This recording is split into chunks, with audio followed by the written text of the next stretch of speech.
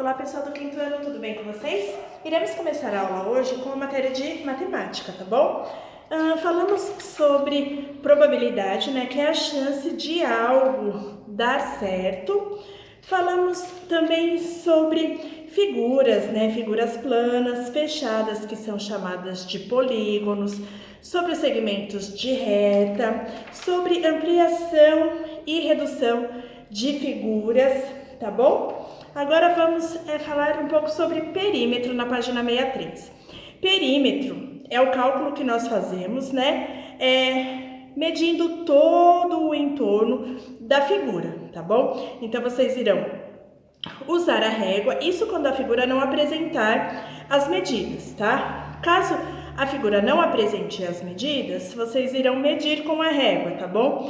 Todas as linhas, tá? De todos os lados da figura.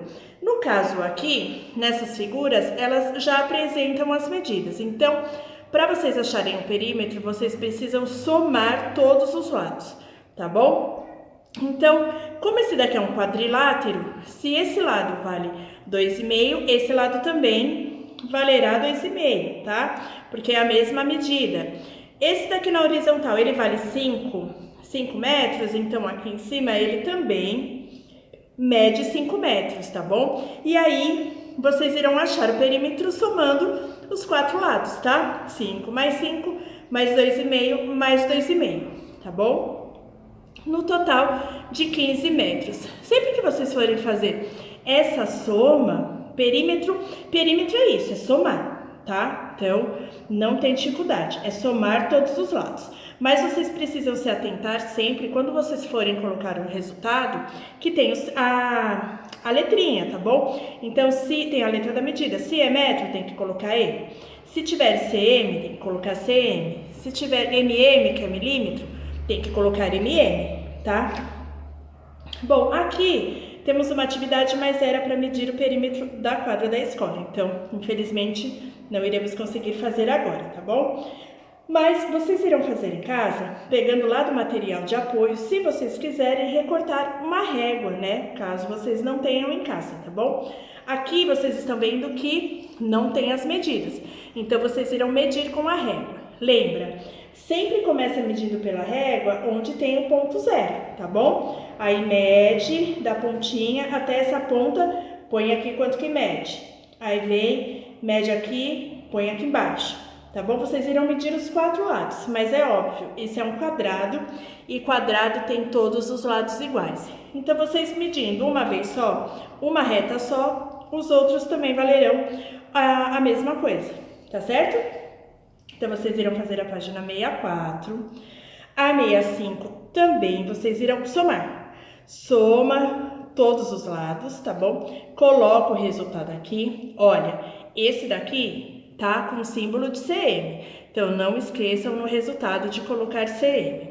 E o nome de cada polígono. Lembram que se tem 4 lados, é quadrilátero, se tem 3 é triângulo, se tem 5 é pentágono. Lembram? Nós temos uma tabelinha, algumas folhas anteriores. É só olhar lá, tá bom? Aqui também vamos medir todos os lados, tá bom? Calcular o perímetro, lembre. Perímetro é a soma de todos os lados. E a página 66, tá certo? Também aqui tem as medidas, então não tem dificuldade nenhuma, tá? Aí na próxima aula entraremos no outro conteúdo que também é fácil, tá bom, gente? Não precisa ficar nervosos porque é fácil, tá bom? Então, vocês irão fazer até a página 66, tá? Agora vamos lá para português. Em português, quinto ano, nós falávamos sobre verbete enciclopédico, que é esse texto. Esse texto que nos passa informação detalhada sobre o assunto, junto com o infográfico. O que é um infográfico? É um texto, né? Com imagens, então vem bastante imagem, tá bom? Junto com as informações, tá? Então, falando sobre o verbete enciclopédico, onde o tema principal é a toninha, tá? Esse tipo aqui de golfinho, tá bom?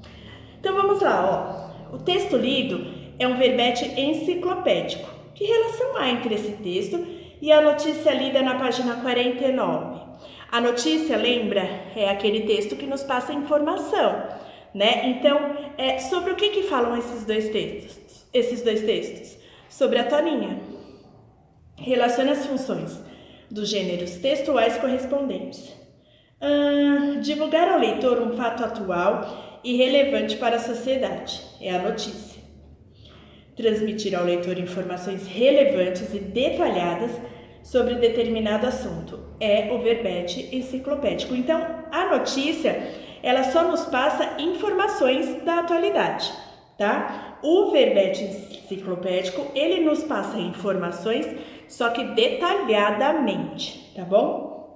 Aqui tá falando da função dos textos, né? Que cada texto tem a sua função diferente. Porém, serve para informar, para divertir, né? Para compartilhar, mas cada texto tem a sua função, tá bom? Qual é a principal informação atual e relevante sobre as toninhas que só aparecem na notícia? Que a toninha é uma espécie ameaçada de desaparecer do litoral do Brasil. A notícia e o verbete exigem do leitor uma mesma ordem de leitura. Converse com isso sobre os colegas e o professor. Aqui vocês poderiam anotar aqui mesmo, tá bom? Então ele está perguntando se a notícia e o verbete exigem do leitor uma mesma ordem de leitura. A notícia você precisa ler do começo até o final para você entender, tá? O verbete enciclopédico, ele vem junto com o infográfico, que é a informação através do desenho, da imagem. Então, você pode ir direto naquilo que te interessa, tá bom? Então, eu não preciso começar a ler aqui, ó, seguir linha por linha, não. Eu particularmente, quando eu vi, eu já fui direto no golfinho grande aqui, ó, nas partes do corpo dele, vocês estão vendo? Agora, a notícia, não tem como você vir pra cá, pra última linha, por exemplo. Existem dados anteriores porque você não sabe o começo, então tem diferença sim, tá? O texto com o infográfico você vai direto naquilo que te interessa, tá bom? A notícia não, a notícia tem que seguir toda a sequência, tá? Releia esse trecho do verbete. O fato é que todos os animais que recebem estes nomes fazem parte de um grupo denominado cetáceos odontocetos. Meu Deus! Ou seja, mamíferos aquáticos que passam toda a sua vida na água e que possuem dentes diferentes das grandes baleias. Esse trecho apresenta uma explicação sobre um termo científico. Circule o termo científico. É o nome aqui dos animais, tá? Esse daqui, ó, cetáceos odontocetos. Depois sublinhe a explicação, ou seja, mamíferos aquáticos que passam toda a sua vida na água e que possuem dentes diferentes das grandes baleias, tá? Lembre-se, sublinhar é passar um traço embaixo. Eu falo sempre a importância da leitura para vocês, porque assim, a gente lê lá, sublinha, aí você vai lá e pinta, né? Ou a gente lê, faça um X, você vai lá e faz um negocinho desse. Então, é importante que nós lemos as coisas e fazemos exatamente o que nos é pedido, tá bom? Então, sublinhe é sublinhe, pinte é pinte, tá? Circule é circule, tá certo? Qual é a expressão usada para iniciar a explicação? Ou seja, que outra expressão poderia ser usada para iniciar essa explicação? Isto é... Na notícia há uma explicação parecida. Releia o trecho. Essa espécie de pequeno cetáceo, mamíferos marinhos, como golfinhos, botos e baleias, corre o risco de desaparecer das águas salgadas do Brasil. Sublinha a explicação. Então está aqui, ó, mamíferos marinhos, como golfinhos, botos e baleias. Que recurso foi empregado para apresentar essa explicação? Então aqui foi usado os parênteses, tá? São esses tracinhos aqui, tá bom? Aqui tá falando que os parênteses e travessões são sinais de pontuação e servem para destacar algo no texto, tá certo? Muito bem, pessoal. Vamos agora lá para geografia. Bom, gente, aqui em Geografia, nós vamos começar aqui pela página 25, tá bom?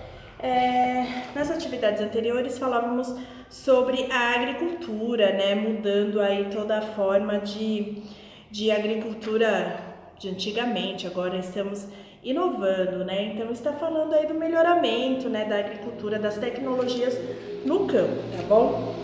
Aqui na página 25 está falando, se vocês sabem, o que são estereótipos.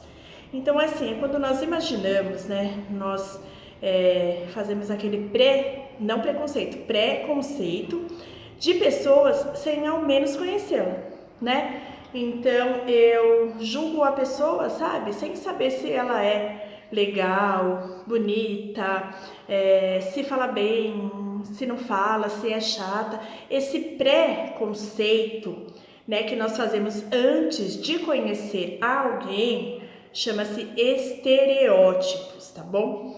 Esse texto nos fala sobre os indígenas, né? Eles fundaram, né, uma rádio brasileira que ela é escutada por indígenas em suas aldeias, tá? Então, todos os integrantes que fazem parte dessa rádio são indígenas.